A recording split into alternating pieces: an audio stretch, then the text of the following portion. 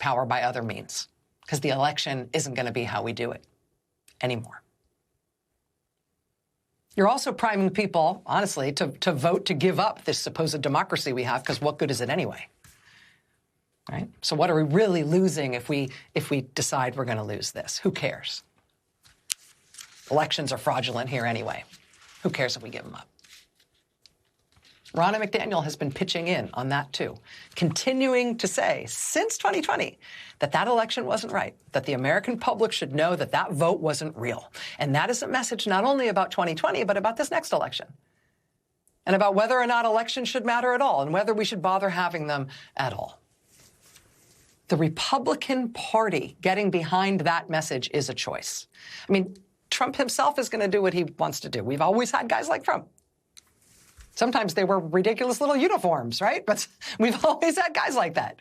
We've never before had a big, storied, important American political institution embrace a guy like that, even when it came to overthrowing the American system of government. And in a time like this, it's hard, right? I mean, this is a challenging and worrying time. Republican officials have to figure out whether they're going to stand up for the American system of government or not. Republican politicians, Congress has to decide if it's going to assert its own relevance. They're going to assert their own independence, their own role in the government, and stand up for our system of government or not. Judges and prosecutors have to decide if they're going to be braver than they ever thought they'd have to be in this job. They have to decide whether they're going to stand up to the threats and the violence. And nevertheless, be independent, be fearless, stand up for their own independence, and thereby stand up for our system of government. Regular citizens have to decide if we're going to brave the threats and the violence, to stay involved in politics, to work for campaigns, to volunteer as election workers, despite all the threats, all the attacks, all the violence, to stand up for our system of government. And then there's the press, which is both reporting on all of this and is also part of it. Because just as a strongman needs to control the judicial branch or get rid of it, needs to control the Congress or get rid of it, needs to control the political opposition or get rid of it, what the strongman most desires before all of that, the necessary precursor to all of that, is to control the free press or get rid of it. And, in the press, we do not take it personally when we get attacked. When they, say they want to put us on trial and execute us for treason. We don't take it personally. But we do defend ourselves as an institution, not because we're personally offended by the way that we're treated, but because a free and uncowed press is necessary for our democracy. A free and uncowed press is part of our system of government. We stand up for ourselves as a way of standing up for our country and for our Constitution, the First Amendment to which makes it possible for us to exist at all. And so I want to associate myself with all my colleagues, both at MSNBC and at NBC News, who have voiced loud and principled objections to our company putting on the payroll someone who hasn't just attacked us as journalists, but someone who is part of an ongoing project to get rid of our system of government.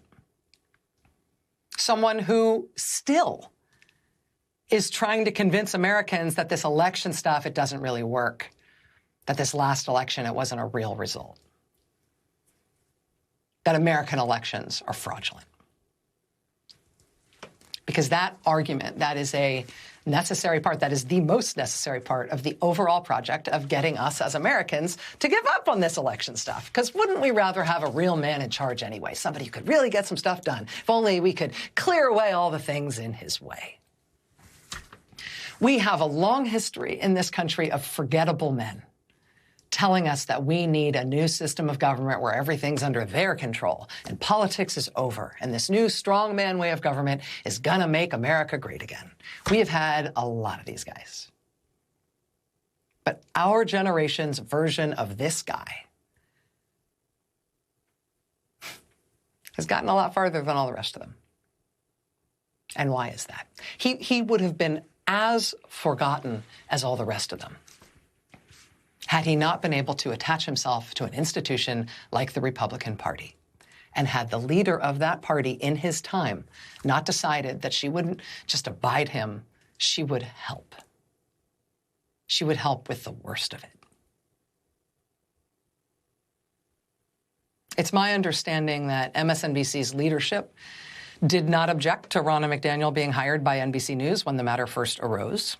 But when the hiring was announced, and MSNBC staff essentially unanimously and instantly expressed outrage, our leadership at MSNBC heard us, understood, and adjusted course. We were told this weekend in clear terms, Ronna McDaniel will not be on our air. Ronna McDaniel will not be on MSNBC.